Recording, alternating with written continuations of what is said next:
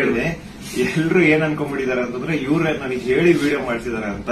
ದೇವ್ರಾಣೆಗೆ ಹೇಳ್ತೀನಿ, ಸರ್ ಸುಮ್ಮನೆ ಸರ್, ಅಲ್ಲಾ ಮೇಲೆ ಆಣೆ ಮಾಡ್ಬಿಟ್ಟು ಹೇಳ್ತಿದ್ದೀನಿ. ರಂಜಾನ್ ಟೈಮಲ್ಲಿ ಹೇಳ್ತಿದ್ದೀನಿ, ಇವ್ರಿಗಾಗ್ಲಿ ನನ್ಗಾಗ್ಲಿ ಯಾವುದೇ ತರ ಲಿಂಕ್ ಇರ್ಲಿಲ್ಲ ಗುರು. ಸೌಜನ್ಯ ವಿಡಿಯೋ ಮಾಡೋದಕ್ಕಿಂತ ಮುಂಚೆ ಇವ್ರಿಗೂ ನನ್ಗೂ ಯಾವುದೇ ತರ ಲಿಂಕ್ ಇರ್ಲಿಲ್ಲ.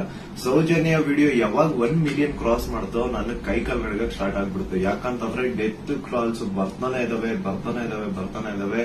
ನನ್ ಮನೆ ಅಡ್ರೆಸ್ ಲೀಕ್ ಮಾಡ್ಬಿಟ್ರು, ನನ್ ಪರ್ಸನಲ್ ಡೀಟೇಲ್ಸ್ ಲೀಕ್ ಮಾಡ್ಬಿಟ್ರು. ನನ್ಗೆ ಯಾವ ನನ್ ಮನೆಗ್ ಬಂದು ಅಟ್ಯಾಕ್ ಮಾಡ್ಬಿಡ್ತಾನೋ ಗೊತ್ತಿಲ್ಲ. ಎಲ್ಲಿ ಹೋಗೋಣ ಅಂತ ಗೊತ್ತಾಗ್ತಾ ಇಲ್ಲ. ಪೊಲೀಸ್ ಅವ್ರ ಕಡೆ ಹೋದ್ರೆ ಪ್ರೊಟೆಕ್ಷನ್ ಸಿಗುತ್ತಾ ಇಲ್ಲ, ಗ್ಯಾರಂಟಿ ಇಲ್ಲ. ಏನ್ ಮಾಡ್ಬೇಕಂತ ಅರ್ಥ ಆಗಿಲ್ಲ. ಆಗ ನಾನ್ ರೀಚ್ ಔಟ್ ಮಾಡಿದ್ದೆ ಟೀಮ್ ತಿಮ್ರೋಟಿ ಅವ್ರಿಗೆ.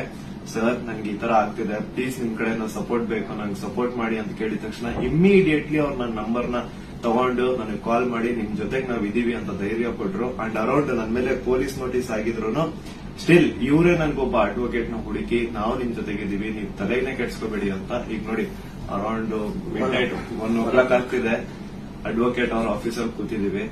ಸೊ ಸಾಹಸ ಪಟ್ರು ನನ್ನ ಅರೆಸ್ಟ್ ಮಾಡ್ಲಿಕ್ಕೆ. ಅಲ್ಲ, ಸಮೀರ್ ಮಾತಾಡಿದ್ದು ನೂರಾರು ಜನ ಸೌಜನ್ಯ ಹೋರಾಟಗಾರರು ಏನ್ ಕೇಳ್ತಾ ಇದ್ದಾರೆ ಮತ್ತು ಜನಸಾಮಾನ್ಯರು ಹೋರಾಟದ ಜೊತೆಗೆ ಗುರುತಿಸಿಕೊಳ್ಳದೇನೆ ಅನೇಕ ಜನಸಾಮಾನ್ಯರಿಗೆ ಒಂದು ಹಂಬಲ ಇದೆ, ನ್ಯಾಯದ ಹಂಬಲ. ಅದೇ ಮಾತನ್ನೇ ಸಮೀರ್ ಮಾತಾಡಿದ್ದು.